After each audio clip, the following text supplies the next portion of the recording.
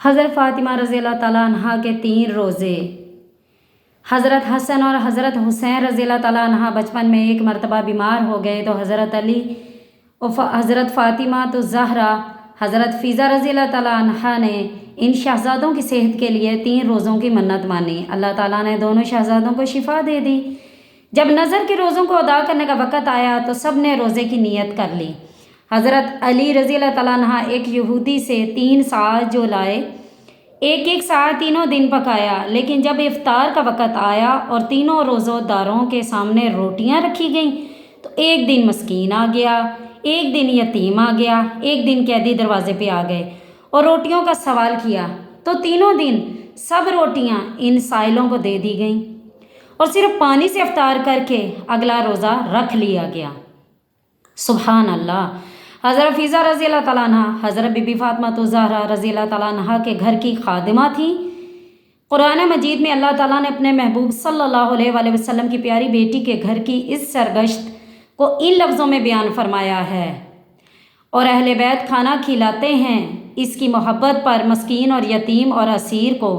इनसे कहते हैं हम तुम्हें ख़ास अल्लाह के लिए खाना देते हैं, तुमसे कोई बदला या शुक्रगुजारी नहीं मांगते। सूरह दहर की ये आयत है।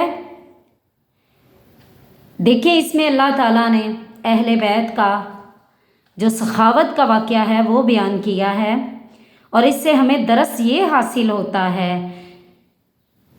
कि अहले बैत नबूवत की सखावत का अजीब व गरीब और अदीमुल मिसाल हाल था। मुसलसल 3 रोज़े और सहरी और अफ्तारी में सिर्फ पानी पीकर रोज़ा रखते रहे और ख़ुद भूखे रहकर रोटियां साइलों को देना ये कोई मामूली बात नहीं। अल्लाह अकबर। किसी ने क्या खूब कहा है, भूखे रहते थे खुद औरों को खिला देते थे, कैसे साबिर थे मोहम्मद के घराने वाले। अल्लाह ताला ने सूरह अहज़ाब में फरमाया मैंने इस घराने को इस तरह से पाक कर दिया, ए नबी हमने आपके घराने को पाक कर दिया है हर नजासत से, हर निजस चीज़ से, हर हवस से, भूख से। तो ये देखें कि अल्लाह ताला ने उन्हें सब्र करने वालों में रख दिया। वो सब्र के तलबगार थे, अल्लाह ताला ने उन्हें सब्र अता फरमाया। तो याद रखना रमज़ान आने वाला है, ये सब्र अपने अंदर भी रखें। लेकिन हमारे यहाँ क्या होता है कि सारा दिन रोज़ा रख के जैसे ही रोज़ा इफ्तार करने का वक़्त आता है टूट पड़ते हैं, जैसे कोई बॉर्डर पे फ़ौज टूट पड़ती है। हट जाओ पीछे हट जाओ जी, मैंने सारा दिन रोज़ा रखा है, मैंने ये खाना है, मैंने वो खाना है, मेरा रोज़ा था, मेरा सारा दिन रोज़ा था, मुझसे कुछ कह लो कि किया नहीं गया, मुझे आज रोज़ा बहुत लगा है, मुझे दे दो खाने के लिए, आज मैंने 8 पहरा रोज़ा रख लिया है जी। तो घर में तो उस बंदे का कह लो कि सारा दिन एक ही बात होती रहती, उसने तो सहरी के वक़्त भी नहीं कुछ खाया, उसने तो सहरी के वक़्त भी नहीं कुछ खाया। तो देखिए हम लोग हमारी इबादतें देखें कैसी, और हम चाहते हैं कि हमारी दुआएं वलियों की तरह कबूल हों।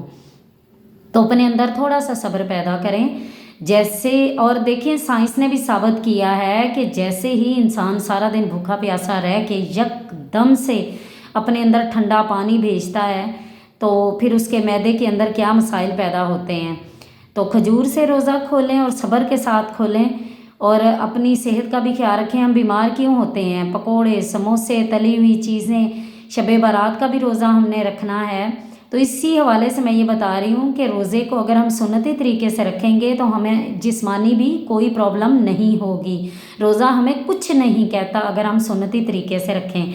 सुबह मिसवाक करें, सहरी को खाएं, अच्छे तरीके से चबा कर खाएँ, और कोई भी ऐसी ग़ज़ा कि जो हमारा जिस्म नहीं कबूल कर रहा उसे ना खाएं, ज़्यादा हैवी खाना ना खाएं। तो रोज़ा हमें कुछ भी नहीं कहेगा। देखें कुरान में लिखा है कलवंजी खाएं, शहद खाएं, अनार खाएं, अंजीर खाएं, खजूर खाएं, और उसमें लिखा है कि आप ये जो सुन्नती बर्तन है इसमें खाएं, मट्टी के बर्तन जो हैं वो इस्तेमाल करें।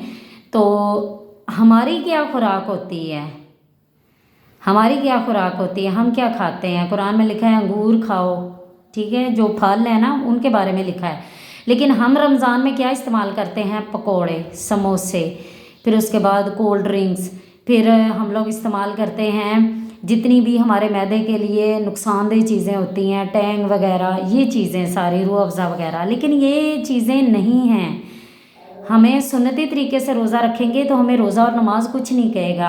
रोज़ा खजूर से इफ्तार करें और ज़्यादा ठंडा पानी ना पिएं, और सहरी के वक़्त आप दही ले लें या आप शहद ले लें, इनके साथ रोटी खाएं और ज़्यादा तले हुए पराठे ना खाएं तो रोज़ा कुछ भी नहीं कहेगा। और मिट्टी के बर्तन में पानी इस्तेमाल करें।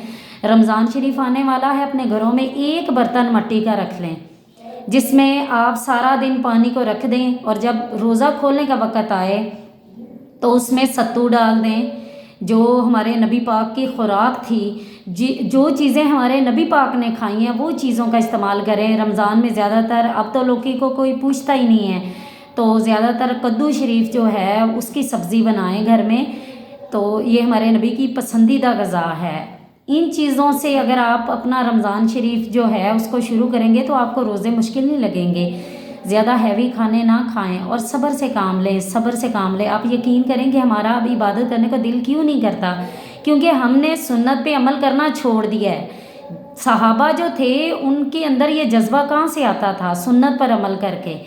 तो रमज़ान में एक खजूर आती है तो हमारा दिल करता है जी हम नमाज़ें भी पढ़ें, तो हम हमारे दस्तरखान पे एक खजूर आ जाती है तो हम नमाज़ें भी पढ़ते हैं, सब कुछ करते हैं। तो ये ज़्यादातर असर सुन्नत का होता है। तो ज़्यादातर सुन्नत पे अमल करें आप, तो आपका दिल इबादत करने को भी करेगा इंशाअल्लाह। और सब्र से काम लें और रोज़ों में जो फ़र्ज़ रोज़े हैं वो ना छोड़ें, वो लाज़मी रखें।